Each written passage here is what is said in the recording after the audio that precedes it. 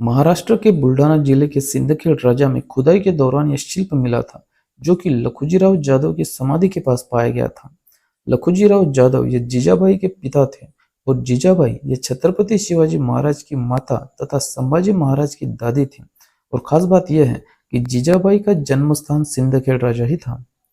यह जो शिल्प लखुजीराव जाधव की समाधि के पास मिला था, इस शिल्प की ब्राह्मणवादियों द्वारा गलत व्याख्या करते हुए इसे ब्राह्मणवाद के साथ जोड़ दिया गया है, जो कि पूरी तरह से गलत बात है। इस शिल्प में दो भाग है, उसमें आगे वाला मुख्य भाग और दूसरा पीछे वाला है। और इस शिल्प की सही व्याख्या इस प्रकार से है। आगे वाले मुख्य भाग में भगवान विष्णु है, जो कि सांप की गोद में लेटे हुए हैं और उनकी नाभि के साथ एक मूर्ति जुड़ी हुई दिखाई गई है और एक अन्य मूर्ति उनके पैरों को सजाते हुए दिखाई गई है। सबसे पहले हम यह जान लेते हैं कि भगवान विष्णु किसे कहा गया था। विष्णु पुराण के अनुसार विष्णु यह नारायण का ही दूसरा नाम है और बौद्ध ग्रंथों के अनुसार नारायण देव यह बुद्ध को ही कहा जाता है, यानी ही जिसे विष्णु कहा जाता है असल में वह बुद्ध ही है।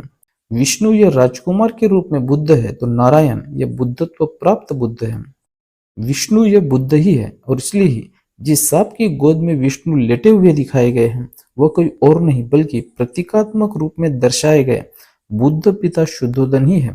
क्योंकि शुद्धोदन यह अहिवंशी थे, इसलिए ही उन्हें प्रतीकात्मक रूप में सांप के तौर पर दर्शाया जाता था।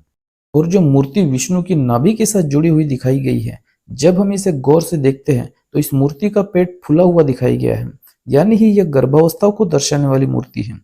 और यह मूर्ति बुद्ध माता महामाया की ही है, क्योंकि एक माँ की नाल ही तो उसके पुत्र के नाभि के साथ जुड़ी होती है। और एक अन्य मूर्ति जो विष्णु के पैरों के पास उनकी सेवा करते हुए दिखाई गई है, वो बुद्ध की मौसी महाप्रजापति गौतमी ही है, जो कि उनके पालन पोषण करने के प्रतीक के तौर पर दिखाई गई है। इस शिल्प का जो पिछला भाग है उसमें समुद्र मंथन करते हुए दिखाया गया है। असल में समुद्र मंथन ये बुद्ध के महापरिनिर्वाण सूत्र की नकल ही है।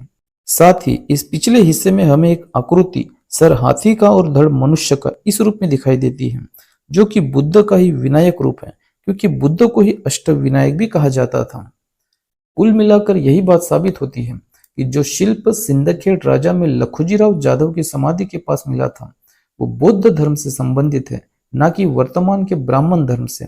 और इसी शिल्प से एक महत्वपूर्ण बात यह भी साबित हो जाती है कि जीजाबाई और उनके पिता लखुजीराव जाधव का परिवार पूर्व से ही बौद्ध धर्मीय था।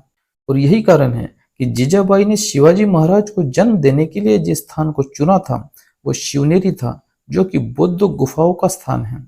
और इसलिए ही यह बौद्ध धर्म का ही प्रभाव था कि छत्रपति शिवाजी महाराज ने अपना दूसरा राज्याभिषेक शाक्त पद्धति से किया था, जो कि बौद्ध धर्म की तांत्रिक पद्धति ही थी। और यह बौद्ध धर्म का ही प्रभाव था कि संभाजी महाराज ने बुद्धभूषण नाम का ग्रंथ भी लिखा था। और यही कारण है कि छत्रपति शिवाजी महाराज के हिंदवी स्वराज्य का सही अर्थ हीन यानी बौद्ध का स्वराज्य ही होता है, क्योंकि मुस्लिम काल के पहले तक का भारत यह बौद्ध भारत ही था और बौद्ध भारत में हीन यानी बौद्ध धर्म ही प्रमुख धर्म था।